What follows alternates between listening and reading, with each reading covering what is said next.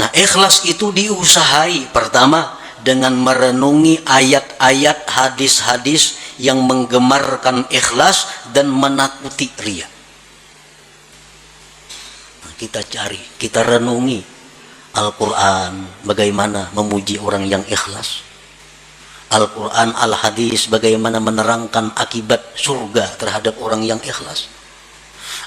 Assalamualaikum warahmatullahi wabarakatuh. Alhamdulillahirabbil alamin. Allahumma shalli ala Muhammad wa ala ali Muhammad. Semoga apa yang disajikan bermanfaat untuk kehidupan kita semua. Sukses dan selamat dunia akhirat. Allahumma amin.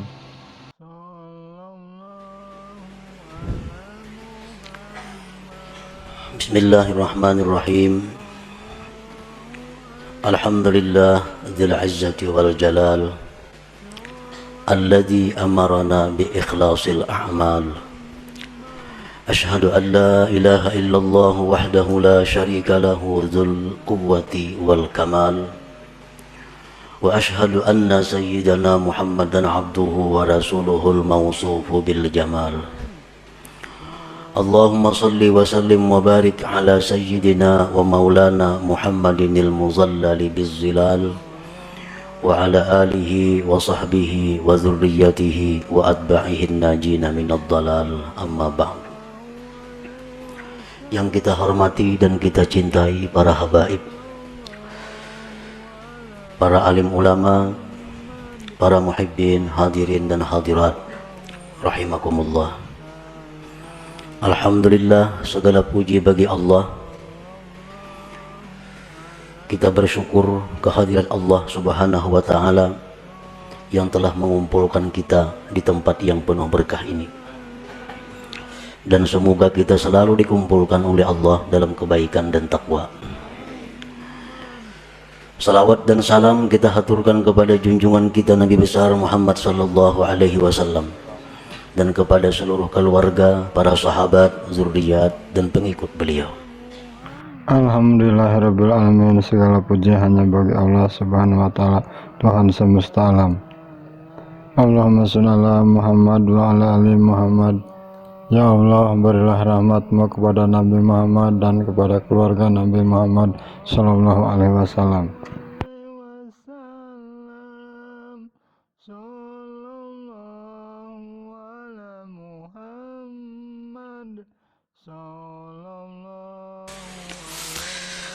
Para muhibbin rahimakumullah, yuktasabul ikhlas bitadabburil ayati wal akhbar fi targhibil ikhlas wa tarhibir riya. Nah, supaya kawa ikhlas, kita sudah tahu tadi ikhlas tadi ibadah nang karena Allah, kada ada karena lain-lain, itu ikhlas. Tahu sudah kita. Cuma kayak apa supaya kawa, supaya kau menerapkan itu di dalam ibadah kita. Nah, ikhlas itu diusahai pertama dengan merenungi ayat-ayat hadis-hadis yang menggemarkan ikhlas dan menakuti riya. Nah, kita cari, kita renungi Al-Quran bagaimana memuji orang yang ikhlas, Al-Quran, Al-Hadis bagaimana menerangkan akibat surga terhadap orang yang ikhlas, Al-Quran, Al-Hadis menakutkan bagaimana orang yang kada ikhlas.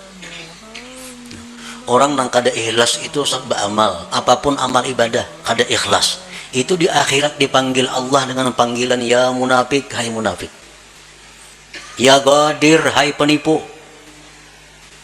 Nah, kita tuh beribadah kada ikhlas, Allah memanggil di akhirat dengan panggilan hai penipu, hai orang munafik. Nah, ini yang kita renungi hadis-hadis seperti ini agar kita bisa ikhlas. Bahkan diriwayatkan bahwa orang yang tidak ikhlas itu nanti di akhirat akan diulu-ulu oleh Allah, sebagaimana dia dalam dunia mengulu-ulu kepada Allah. Kan sembahyang, tapi sembahyang ini yang dicarinya adalah pujian. Itu mengulu-ulu Tuhan ngarannya. Kisahnya menyembah Tuhan, tapi hatinya menyembah orang yang dia harapkan. Nah, di akhirat dibalas Allah. Ya Tuhan, pulang bin pulang masukkan ke surga. Masukkan, nah bujur kesukaan ke surga. Sampai kamu ke pintu surga, ditutup orang pintunya, tak ditutup. Ujar Tuhan dalam dunia, ikam mau ulu-ulu aku, sekarang giliranku mau ulu-ulu ikam. Nah, ditampayakan surga kenikmatan, sekalinya kada boleh masuk ke neraka dulu singgah. Nah, inilah akibat orang yang mau ulu-ulu Allah di dalam dunia. Bersedekah itu ibadah. Mestinya karena Allah. Tapi kalau kada karena Allah, itu istihza billah, mau ulu-ulu dengan Allah. Allah akan membalas nantinya ulu-ulu itu di akhirat. Nah, jadi kita untuk dapat ikhlas itu pertama merenungi ayat Quran, hadis-hadis Nabi tentang bagaimana orang ikhlas, bagaimana akibatnya orang itu mun kada ikhlas. Yang kedua, supaya bisa ikhlas itu wa bi ikhfa'i wa kitmanil hasanati wal a'malis shalihat, menyembunyikan amal-amal saleh itu, baik waktu melakukannya atau sesudah melakukannya. Nah, bersembunyi ini mendukung supaya ikhlas. Beramal saleh, sembahyang sunat, pokoknya hal-hal yang kada disuruh kita benampak, sembunyikan amal-amal itu. Jangan dikisah-kisahkan, jangan dikuya-kuya, karena mengurangi nilainya, bahkan bisa menggugurkan pahala. Nah, kita menyimpan amal saleh serapi-rapinya, itu membantu keikhlasan. Yang selanjutnya agar kita bisa ikhlas, nah ini yang paling penting, wabikat ittama anil khalqi, memutus tamak daripada makhluk.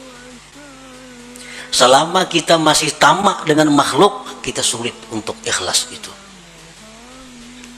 Nah, selama kita masih ada yang kita kehendaki daripada makhluk, sulit untuk ikhlas.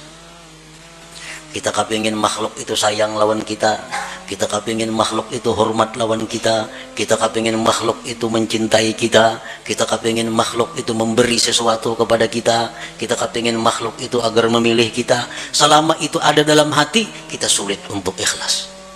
Nah, sulit untuk ikhlas. Jadi putuskan harapan-harapan kepada makhluk.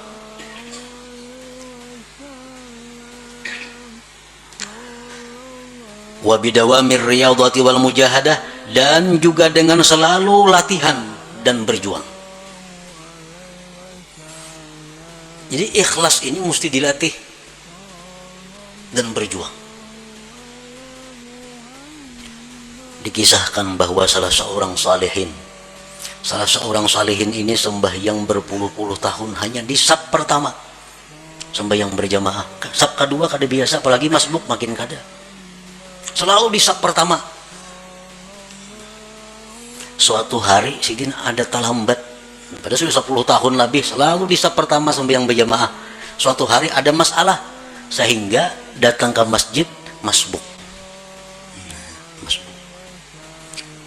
Lalu ujar sidin, aku merasa supan masbuk nih, merasa supan karena mahir di sab pertama. Sekarang masbuk aku merasa supan. Nah, begitu merasa supan, lalu sidin menyimpulkan bahwa yang selama ini aku sembah yang di sab pertama itu adalah riya, bukan karena Allah. Buktinya aku hari ini supan sembahyang masbuk. Lalu ujar sidin, sembahyang yang sekian puluh tahun tadi aku qadha hari demi hari, aku hari demi hari di qadha. Nah, ini ngarannya adalah riyadhah wal mujahadah. Nah, kita sembahyang ada tadi asa ada riyanya, ulangi sembahyang biasa. Nah, di rumah sulangan sampai bujur-bujur murni sembahyang kita. Kita tadi berzikir, kita tadi membaca Quran di tengah orang banyak. Tadi rasanya asa ada riya nih. Kayaknya di kamar buliki sorangan membaca. Nah, ini riyadhah wal mujahadah untuk mendatangkan ikhlas ke dalam diri kita. Nah, kemudian lagi supaya bisa ikhlas itu adalah wa du'a ilallah ayyarzuqahul ikhlas. Lawan Tuhan minta, Allahumma rizuknil ikhlas bil a'mal, ya Allah berikan aku ikhlas pada amal-amal. Ini perlu lawan Tuhan, karena kalau Allah memberi satu mat saja. Allahumma rizukni al ikhlasa bil a'mal, ya Allah aku minta ikhlas pada segala amal. Selanjutnya lagi yang mendatangkan ikhlas adalah suhbatul mukhlisin, bakawan lawan orang-orang ikhlas. Mun bakawan lawan orang nang katuju riya, menjangkit katuju riya juga. Kawane orang-orang nang ikhlas, maka itu akan membawa ikhlas kepada diri kita. Wal iktifa bi ilmillahi ta'ala, dan ikhlas itu juga didatangkan dengan merasa cukup dengan ilmu Allah. merasa cukup dengan tahunya Allah. Aku nih beramal, bila Tuhan tahu saya kung cukup dah. Yang lain biar kadang tahunya. Nah ini iktifa bi ilmillah. Bila kita kau macam itu, ikhlas. Aku beribadah, kada penting manusia, kada penting orang lain tahu. Bila Allah saya kung tahu cukup sudah. Nah jadi itu jalan-jalan untuk mendapatkan ikhlas tadi. Nah, para muhibbin rahimakumullah. Qala ba'duhum man amila arba'atan biduni arba'atin lam yantafi bi'amali. Barang siapa yang beramal, berbuat 4 perkara tanpa disertai dengan 4 perkara yang lain, maka dia tidak akan bisa mengambil manfaat dengan amalnya. Yang pertama, al-khawfu biduni hazar. Takut tapi kada waspada. Takut tapi kada menghindar. Ini sia-sia. Takut kepada Allah tapi parak lawan maksiat. Kalau takut kepada Allah, jauhi maksiat. Bagaimanapun kita takut kepada Allah tapi kada berjauh dengan maksiat, itu kada bermanfaat takutnya itu. Yang kedua, ar-raja biduni talab. Mengharap tapi kada mencari. Mengharap rahmat Allah di bakalumbun di kalambu. Mengharap rahmat Allah itu baudo, sembahyang, ambil tasbih, berzikir. Nah, ayo mengharap rahmat Allah. Kalau mengharap tapi kada mencari, maka mengharap itu sia-sia. Yang ketiga, al-istighfar biduni nadam. Minta ampun tapi kada menyesal. Astagfirullah, astagfirullah, astagfirullah, astagfirullah, astagfirullah. Tapi dalam hati kada ada penyesalan berbuat dosa. Istighfarnya sia-sia. Mestinya kita mengucap astagfirullah itu di dalam hati ada menyesal terhadap dosa yang dilakukan.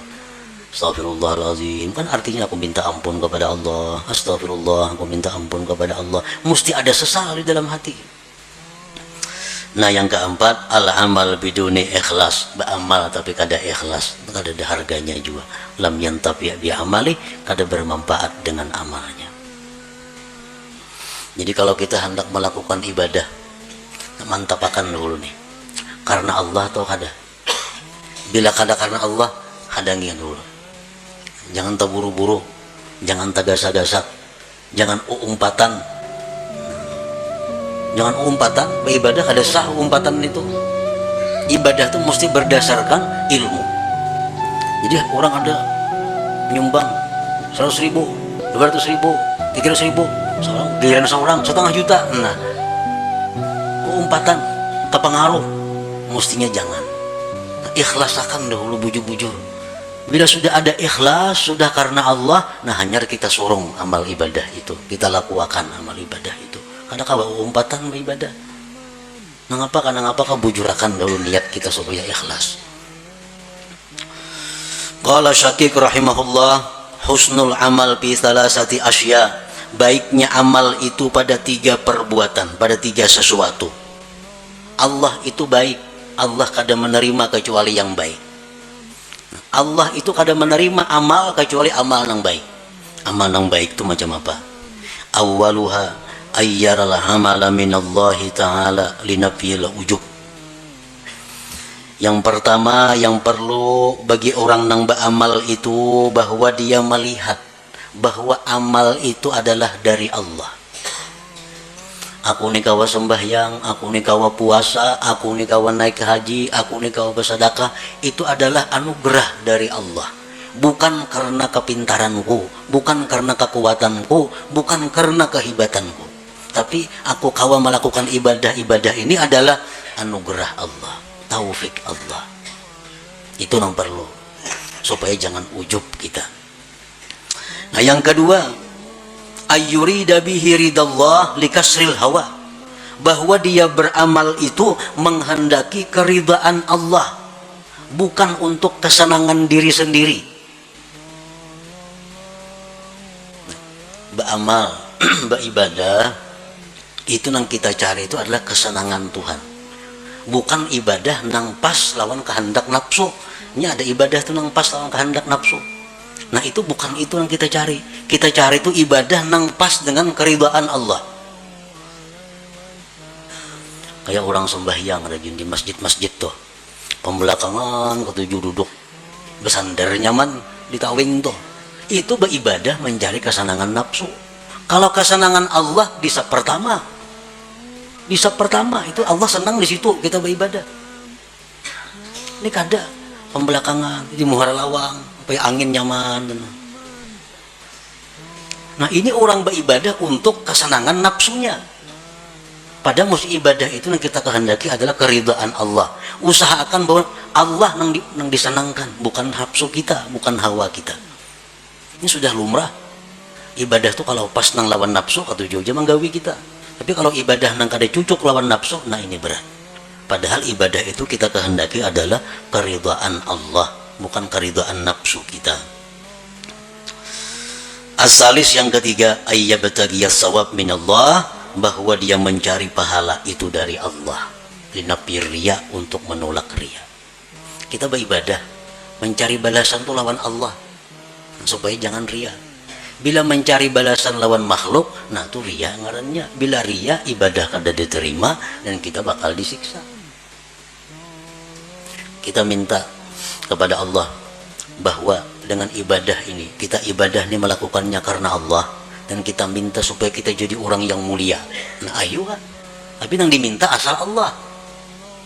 Kita beribadah membaca Quran karena Allah, dan mudah-mudahan Allah buka pintu rezeki seluas-luasnya, boleh aja karena kita minta kepada Allah.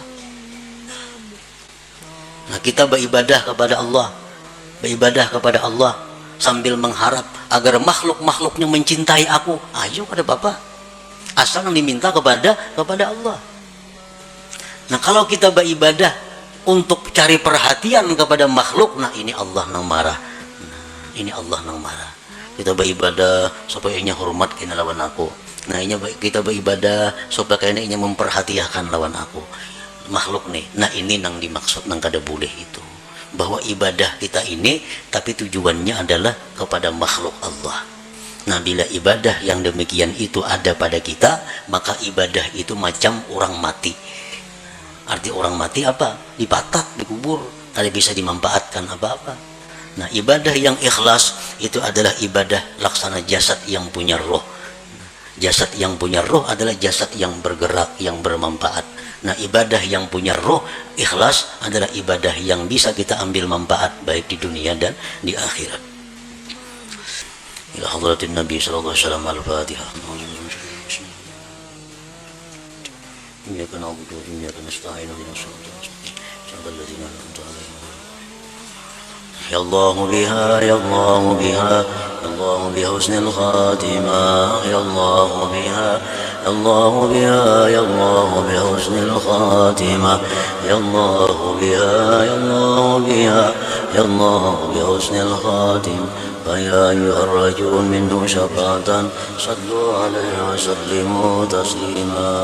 اللهم